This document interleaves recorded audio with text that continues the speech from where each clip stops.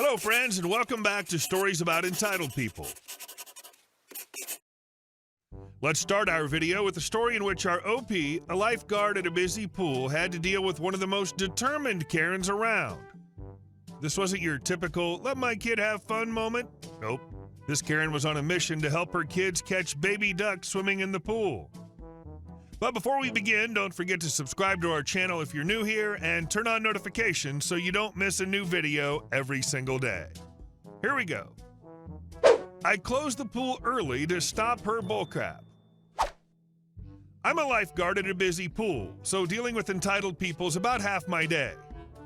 Most entitled parents just don't understand why their 2- or 3-year-old child who can't swim isn't allowed to go down the slide and get caught in the wave pool or jump off the diving board into the 12-foot deep drowning area.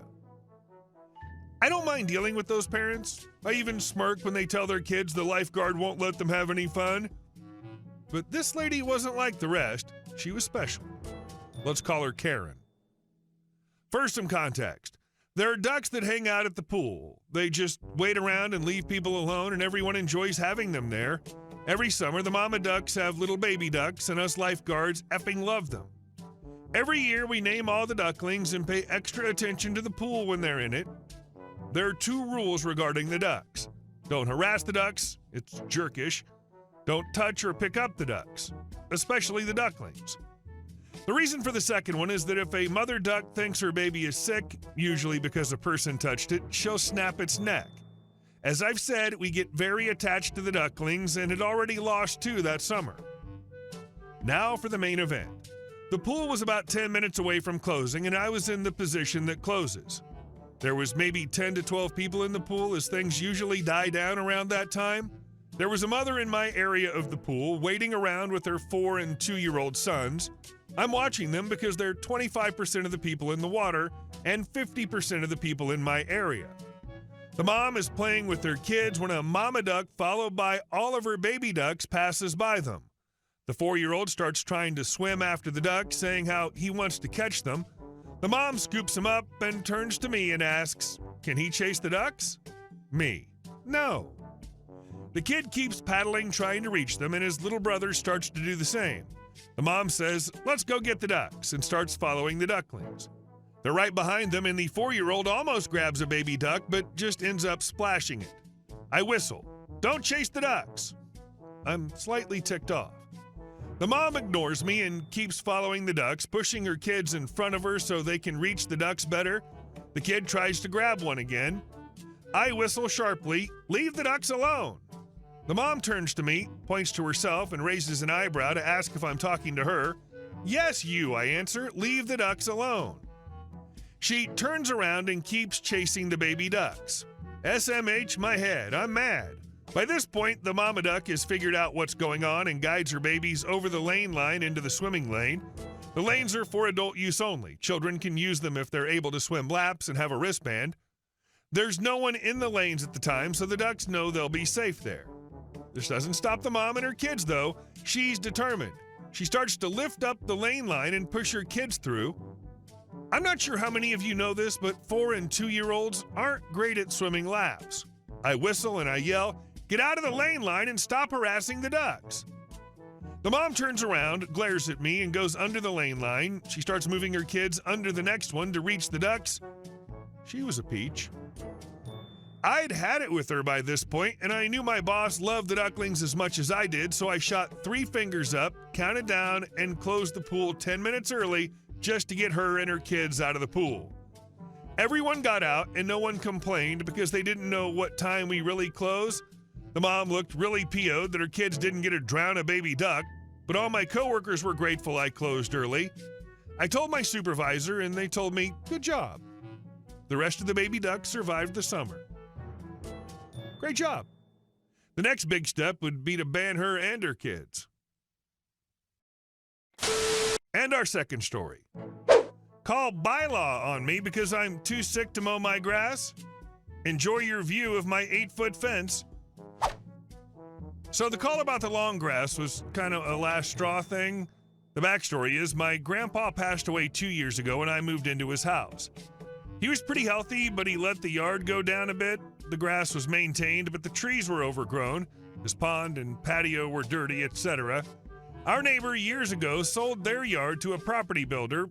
Our properties are in an L shape, so our neighbor was using our backyard as her virtual backyard.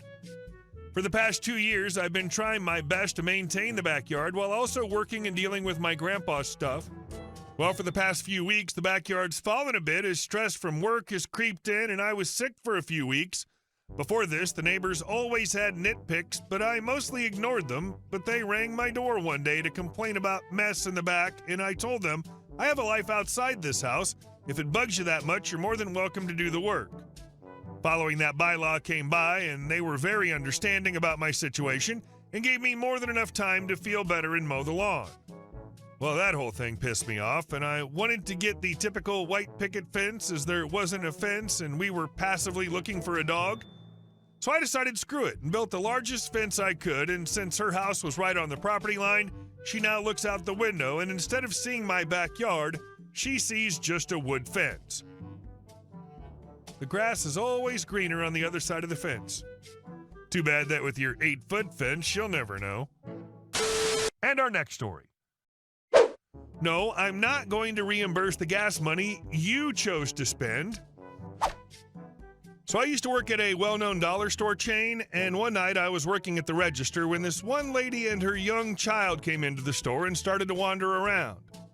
A few minutes later, whilst I'm helping another customer at the checkout, this lady comes straight up to me and interrupts me and my current customer's conversation. CB, excuse me, where are the Roman candlesticks? I know you have them, I saw some the other day. I was confused as we didn't sell fireworks at this time of year, but she then clarified she wanted candlesticks. She was quite rude and condescending in her tone, and while I smiled politely, I could already see she was going to have my head. Why?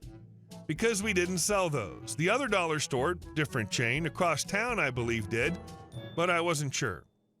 What I did know is that I've been working here for 5 months and had never seen them. I politely informed her that I didn't think we sold them, but she's welcome to look in our seasonal candles and home appliances sections. The customer I was helping prior to her interruption looked mildly annoyed but remained silent. CB, no, I've already looked there and I didn't see them. I need these candles and I want you to go look in the back now. I groaned in my head but kept my poker face and nodded to her. Me, okay ma'am, I'll go see if we have any as soon as I finish with my customer here. She sighed dramatically and tapped her foot while her kid held her hand and looked around the store, bored. I finished up with my customer and walked to our back storage area to look for her candles. My coworker was on break for their lunch, so I was left alone in the store. She almost followed me into our back area, and I had to stop her and point to the employees only sign on the double doors. She rolled her eyes and stood to wait. I looked at our home appliance storage and candles area. I already knew we didn't have what she wanted, but to do as she asked, I muddled around the back area for a bit. 2 minutes later, I came back to her and let her know we didn't sell what she was looking for. We bantered back and forth for a few minutes, and I told her she may find them at the other store across town. She sighed and groaned very loudly and glared at me. CB, well, can you at least pay for what it cost me to get here? I drove 15 minutes to get here, and you owe me this for not having what I needed and wasting my time. Your customer service sucks. I stared at her incredulously. Me, you want me to reimburse your gas? CB, yes, now hurry up, it's getting late. I'll take $7 and leave now. She then held out her hand like an impudent child expecting a treat. I just stared and then shook my head, walking away from her. Me, no, I'm not going to do that. For one, it's against store policy, and two, you maybe should have called ahead to see if we had it. I apologize, ma'am, but that isn't going to happen. She got really pissed and started to yell at me. Following me back up to the counter, I calmly explained that the store holds no responsibility for her making the decision to drive here and spend the money of her own volition. Eventually, she left and she dragged her kid with her. Hey, OP, I need $5 from you for reading your story. My time is valuable. And our last story. Karen's pool destroyed my garden.